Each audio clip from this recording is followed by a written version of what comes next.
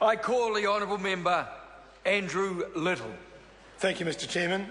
It's a pleasure to take a call on this committee stage on this very important piece of legislation, the Land Transport and Road Use Charges Legislation Amendment Bill. And this bill has a unique characteristic to it, and that is that as a transport bill from this government, it makes some sense. But that's about the only redeeming feature of it. It is here because of a failure of process and a failure of the integrity of process by the Minister of Transport, not only the current one but the previous one, that has caused this House to have to devote time to use its legislative powers to correct the previous piece of legislation and the regulatory failure of the Minister. It is important, Mr Chairman, and that's the reason why Labor will support the bill. It is important that the costs of heavy vehicles to the taxpayer as the primary funder of our roading system are properly shared and met and collected. And so this bill will play a very important role in ensuring that that small number of vehicles, but nevertheless a very important category of them, of heavy vehicles that don't spend a lot of time on our roads, that would otherwise be exempt from road user charges, do in fact face a levy to properly reflect the burden that they place upon our roads and the cost to the taxpayer of maintaining them, to the extent that these vehicles cause undue wear and tear, or indeed any wear and tear. So that is a good thing, Mr Chairman, and for that reason we support it.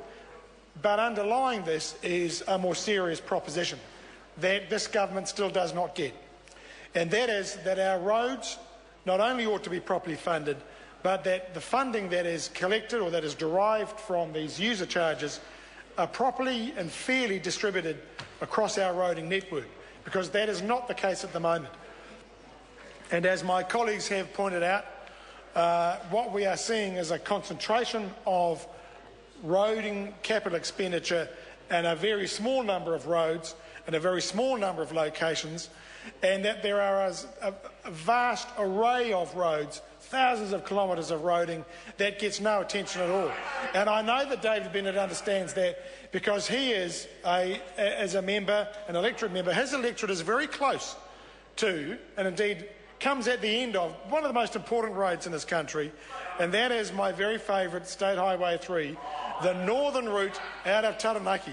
The northern route out of Taranaki that takes you up the beautiful roads, the beach-laden roads out the north before you get to the Awakeno Gorge, just after you've come down the windy Mount Messenger, the road on Mount Messenger that you know could be rerouted, could be sent in a more stable area, could save the taxpayer with a bit of upfront investment now, could, if we manage these new road user charges under this bill, enable us to fund a better road on Mount Messenger.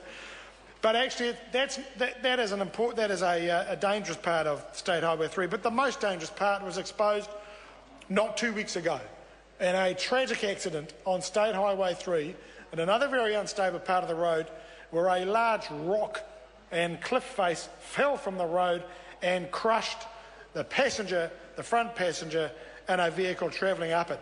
On a sunny and otherwise pleasant day, this motor vehicle, the passenger and the driver, met a dreadful fate. And that was on State Highway 3. That illustrates the problem.